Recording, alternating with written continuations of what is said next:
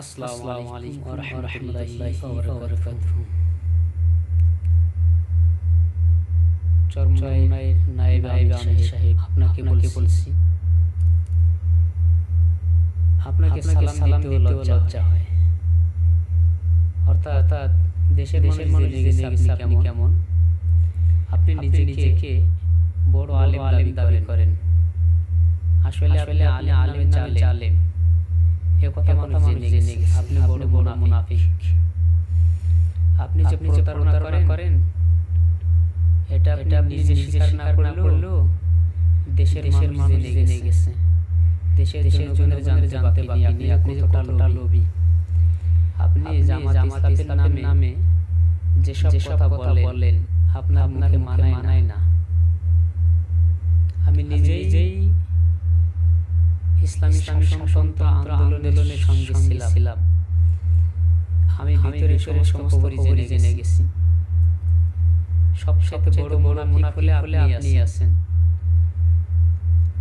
আওয়ামী লীগের সাথে আওয়ামী লীগ আলেমদের দা আমরা কোন আলেম আওয়ামী লীগের সাথে অ্যাডজাস্ট হয় না।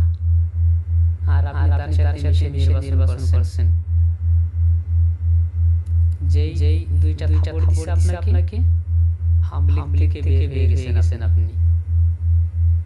মাহফিলে আপনাকে দাওয়াত দেওয়া হয়, আপনাকে হাদিয়া দেওয়া হয়। এরপরে আপনার লোভ সারে না। মাহফিলের টাকা বস্তা বইরা গাড়িতে ওঠান। আপনি যে কতটা লোভী এ জানতে কারো বাকি নেই। আপনাকে হুঁশিয়ার সংকেত দেওয়া হচ্ছে আপনি ইসলামের নাম নিয়ে অপপ্রচার করিবেন না। অন্যের দোষের দিকে আপনি দৌড়াইবেন না। নিজের দোষটা খুঁজে নিজের দোষকে সংশোধন করুন। বুঝতে পেরেছেন? নিজের দোষের সংশোধন করেন, যার কারণে আপনারও হবে। হ্যাঁ, আপনি যে বলছেন কিয়ামত পর্যন্ত জামাতের সাথে আপনি হাত মিলাইবেন কেন দৌড়াইলেন জামাতের পিছনে? লজ্জা হয় না আপনার? ঐক্য করতে গেলেন, আবার বলছেন যে কমিউনিস্ট পার্টি ক্ষমতায় গেলে ইসলামের উপকার হবে, আর জামাত ক্ষমতায় গেলে ইসলাম ধ্বংস হয়ে যাবে। আপনি কি নিজেকে বড় পণ্ডিত মনে করেন? আপনি কি আল্লাহ হয়ে গেলেন নাকি? নাউযুবিল্লাহ। ভালো হয়ে যান।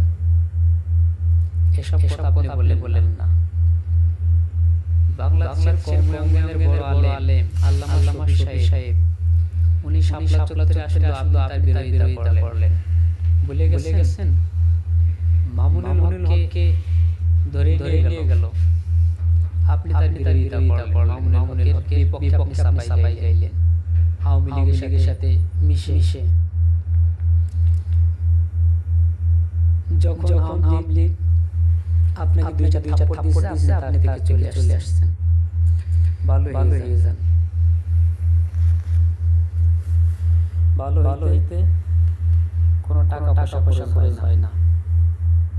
নিজের ঈমানকে মজবুত করেন। আমল বেশি প্রয়োজন নেই, অল্প আমল করেন। ঈমানকে খাঁটি করেন। কবরে যাওয়ার সময় হয়ে গেছে, সংশোধন হয়ে যান। পারলে ইসলামের উপকার করবেন, ইসলামের ক্ষতি করবেন না।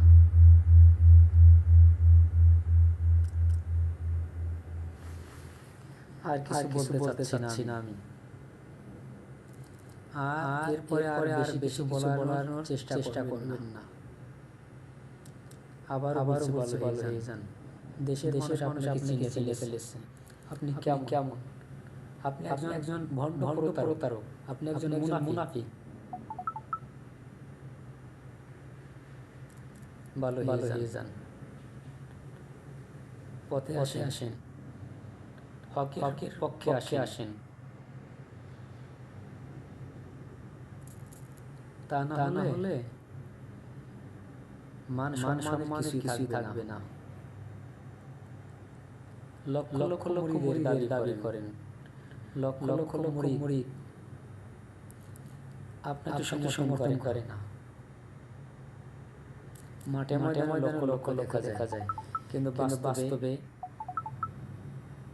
আপনাকে সমর্থন করে না। কই একটা সিটও তো পান না, সিট পান না, পাবেনও না। ভালো হয়ে যান। আর কিছু বলতে যাচ্ছি না। আগামীতে এর বেশি কিছু বলার চেষ্টা করিবেন না। এখানেই রাখি।